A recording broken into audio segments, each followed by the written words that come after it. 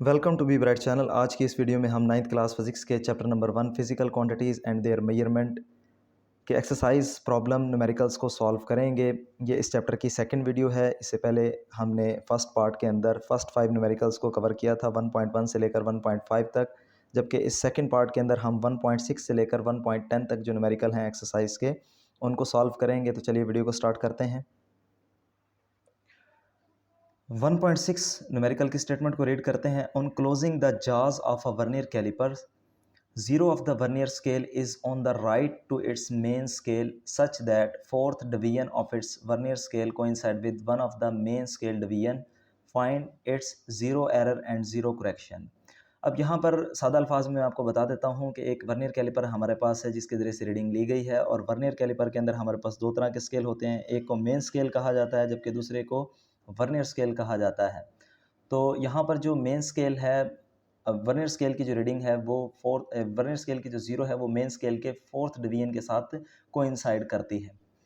तो इस हवाले से मैं आपको बताता चलूँ। पहले तो एक तो ये है कि हमें वर्नियर कैलिपर के इस्तेमाल के हवाले से थोड़ा सा बेसिक आइडिया होना चाहिए, और ज़ीरो एरर या ज़ीरो करेक्शन क्या होता है वो मैं आपको अच्छे से बता देता हूँ, ताकि तभी इस स्टेटमेंट को आप अच्छे से समझ पाएंगे और इस न्यूमेरिकल को सॉल्व कर पाएंगे। ये हमारे पास बुक पेज 11 है। यहाँ पर एक वर्नियर कैलिपर को दिखाया गया है। तो इसमें हमारे पास दो जाज हैं वर्नियर कैलिपर के। एक जा के साथ अगर हम देखें ये मूवेबल जा है, इसके साथ यहाँ पर एक स्केलिंग की गई है, तो इसको वर्नियर स्केल कहा जाता है। इस पर 0 से लेकर 10 तक यानी 10 डिवीजन्स इसके ऊपर हैं। ये हमारे पास मूवेबल जा के साथ अटैच होता है, इसको वर्नियर स्केल कहा जाता है। जबकि ये दूसरा स्केल हमारे पास फिक्स जा के साथ, ये जो स्केल की तरह नज़र आ रहा है आपको, ये हमारे पास जो है वो इसको मेन स्केल कहा जाता है। अब आपने एक चीज़ ज़हन में रखनी है कि जो मेन स्केल का ज़ीरो है वो ये है, जो वर्नियर स्केल का ज़ीरो है वो ये है। जब ये ज़ीरो इस ज़ीरो के साथ कोइंसाइड करता है, कब कोइंसाइड करता है? अगर इन दोनों जाज़ को जेंटली क्लोज़ किया जाए, दोनों एक दूसरे के बिल्कुल करीब हों, इस तरह से जैसे कि यहाँ पर दिखाया गया है कि zero of the vernier scale zero of the main scale के साथ बिल्कुल कोइंसाइड करता है। तो इसका मतलब इस वर्नियर कैलिपर में किसी किस्म का कोई एरर नहीं है। लेकिन अगर ये ज़ीरो की प्लेसमेंट, जो वर्नियर स्केल का जो ज़ीरो है वो मेन स्केल के ज़ीरो से राइट या लेफ़्ट की तरफ अगर होगा, तो इसको एक ख़ास नाम दिया जाता है जिसको ज़ीरो एरर कहते हैं। क्यों? क्योंकि वो ज़ीरो की जो है वो सही डायरेक्शन में या सही प्लेस पर ना होने की वजह से होता है। अब ये दो तरह का होता है, एक तो पॉजिटिव ज़ीरो एरर है और एक नेगेटिव ज़ीरो एरर। इसको देख लेते हैं ताकि न्यूमेरिकल आपको अच्छे से समझ में आ सके। ये हमारे पास बुक पेज नंबर 11 के ऊपर डायग्राम साइड पर दी गई हैं। यहाँ पर जो पहली ए डायग्राम हमारे पास है, इसके अंदर वर्नियर स्केल का ज़ीरो और मेन स्केल का ज़ीरो एक दूसरे के साथ कोइंसाइड करते हैं।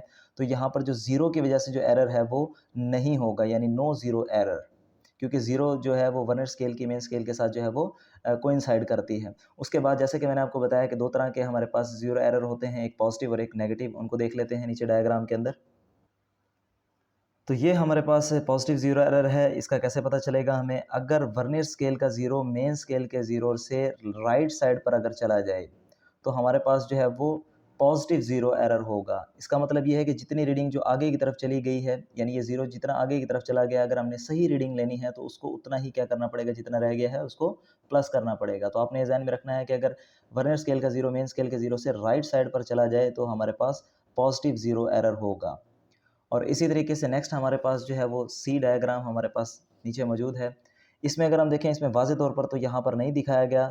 Zero of the vernier scale main scale के ज़ीरो के साथ अगर कोइंसाइड नहीं करता, बल्कि टूवर्ड्स लेफ़्ट यानी इस तरफ को अगर चला जाता है, तो जितनी रीडिंग जो है वो पीछे की तरफ जाएगी तो वो इसके नेगेटिव ज़ीरो एरर को शो करेगी। अगर आप इसको सादा अल्फाज में इस तरह से ध्यान में रख सकते हैं, अगर वर्नियर स्केल का ज़ीरो टूवर्ड्स राइट होगा तो हमारे पास पॉजिटिव ज़ीरो एरर होगा, और उसको सेट करने के लिए हमें उतना ही माइनस करना पड़ेगा जब हम रीडिंग लेंगे। तो वो मैं आगे आपको तरीका बताता हूँ।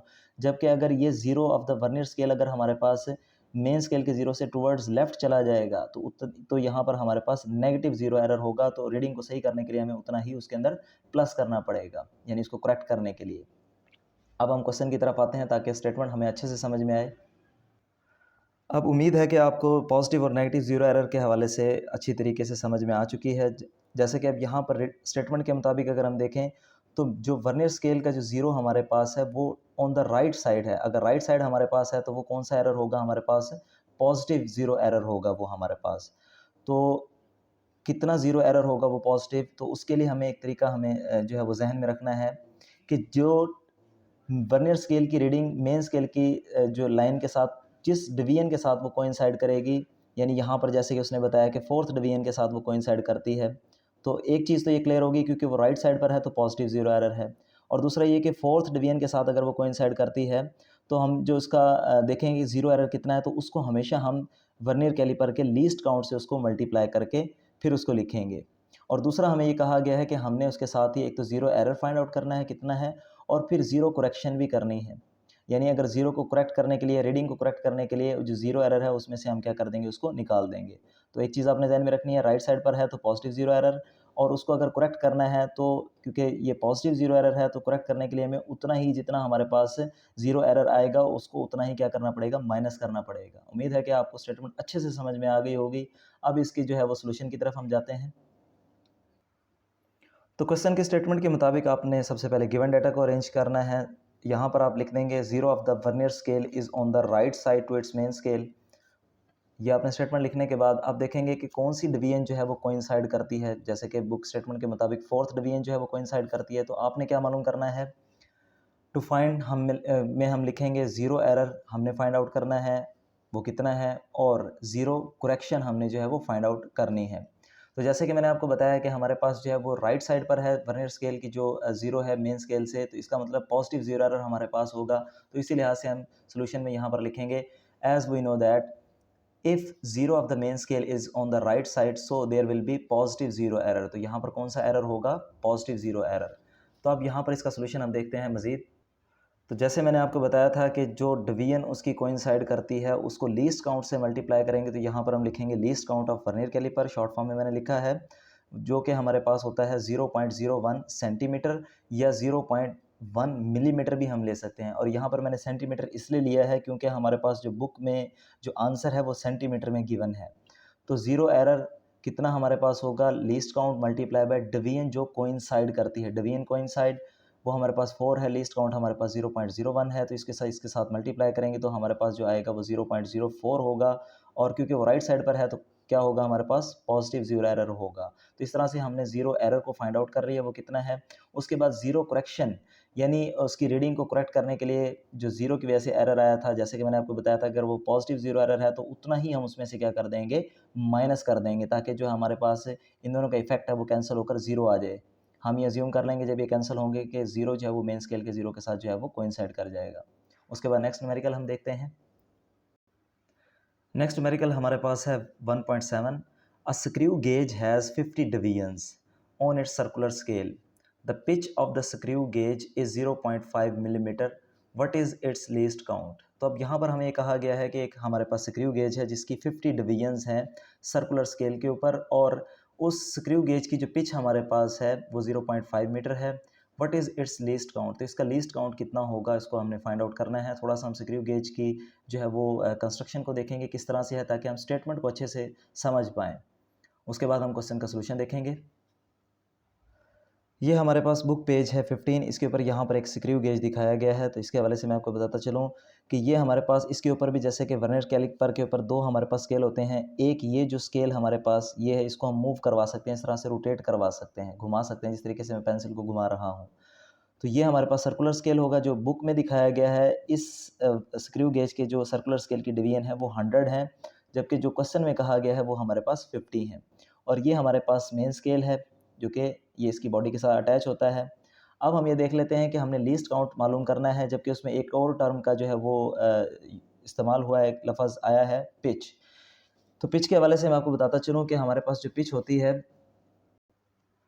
पिच के लिए यहाँ पर मैंने थ्रेड जो हैं वो ड्रा किए हैं। थ्रेड से मुराद यानी जिस तरीके से किसी भी चीज़ के ऊपर चूड़ियाँ बनी होती हैं, कोई चीज़ टाइट करते हैं, जैसे कि पेन की हमारे पास बॉडी होती है, उसकी इंक फिल करने के लिए हम उसको खोलते हैं या बंद करते हैं, तो वो चूड़ियाँ इस तरीके से टाइट होती जाती हैं। तो उसके अंदर जो है वो इंटरनल जो है वो थ्रेड्स होती हैं। तो दो थ्रेड्स के दरमियान जो कंजेक्टिव डिस्टेंस है, यानी इस थ्रेड से इस थ्रेड के दरमियान, तो ये हमारे पास कहलाता है पिच, PITCH। तो ये पिच कहलाता है, इसको पिच कहते हैं।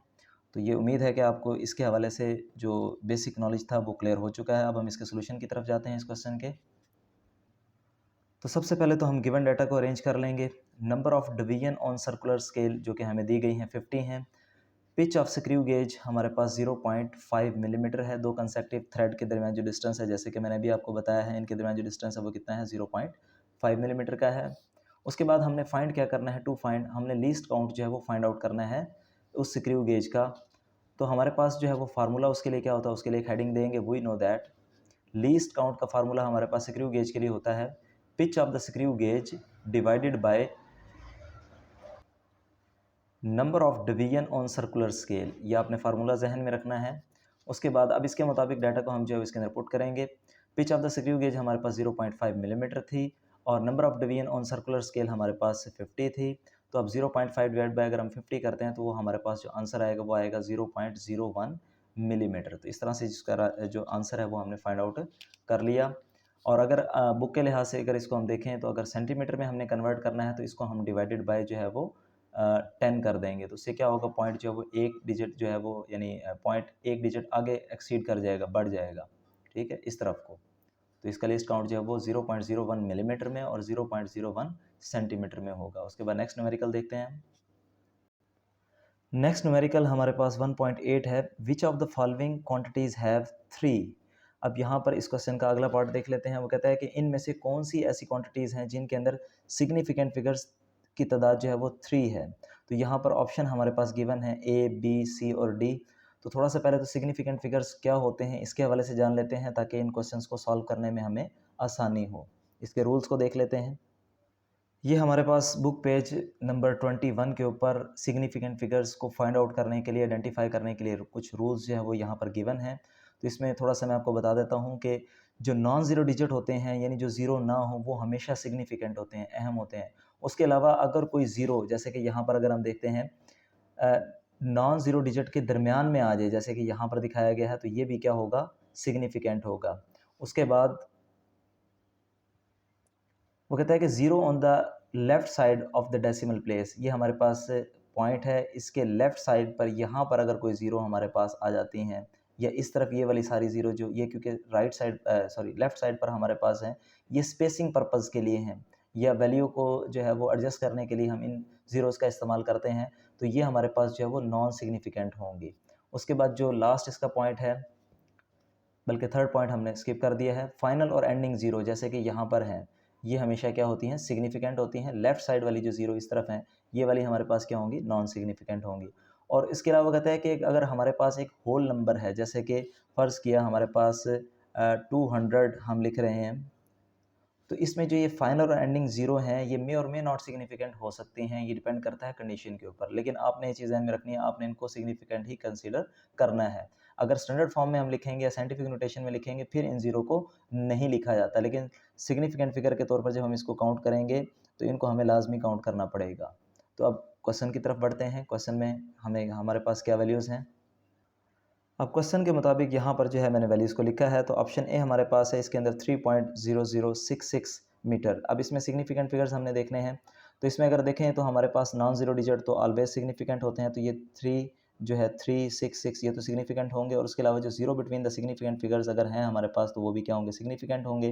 तो इसके अंदर जो है वो नंबर ऑफ़ सिग्निफिकेंट फिगर्स हमारे पास 5 होंगे। उसके बाद बी हमारे पास इसमें 0.00309। अगर हम देखें तो ये हमारे पास लेफ़्ट साइड की जो ज़ीरो है, जैसे कि मैंने अभी रूल्स में बताया आपको, तो ये हमारे पास नॉन सिग्निफिकेंट होंगी क्योंकि ये स्पेसिंग पर्पज़ के लिए इस्तेमाल की गई हैं। तो इसमें नंबर ऑफ़ सिग्निफिकेंट फिगर्स हमारे पास 1, 2, 3 हमारे पास नंबर ऑफ़ सिग्निफिकेंट फिगर्स होंगे। उसके बाद सी हमारे पास है 5.05 और ये जो है उसको पावर के नोटेशन में लिखा गया है। तो यहाँ पर असल वैल्यू हमारे पास ये है। तो इसमें अगर हम देखें तो तीनों ही सिग्निफिकेंट फिगर्स होंगे क्योंकि ये नॉन ज़ीरो डिजिट हैं, तो ये हमारे पास सिग्निफिकेंट है और ज़ीरो जो है वो दरमियान में आ गया, इट मीन्स कि ये भी हमारे पास सिग्निफिकेंट होगा। तो इसमें 3 सिग्निफिकेंट फिगर्स होंगे। उसके बाद जो डी ऑप्शन हमारे पास है 301.0। अब देखिए इसमें ये 3 जो पॉइंट से पहले हैं ये एक होल नंबर को रिप्रेजेंट कर रही हैं पॉइंट से पहले। तो उसके बाद डेसिमल पार्ट में अगर हम देखें तो हमारे पास ज़ीरो है। तो फाइनल और एंडिंग ज़ीरो जो है वो भी हमारे पास सिग्निफिकेंट होता है। तो ये 3 भी हमारे पास सिग्निफिकेंट है। तो इसका मतलब इसमें जो हमारे पास नंबर ऑफ़ सिग्निफिकेंट फिगर्स हैं, उनकी तादाद हमारे पास जो है वो 4 होगी।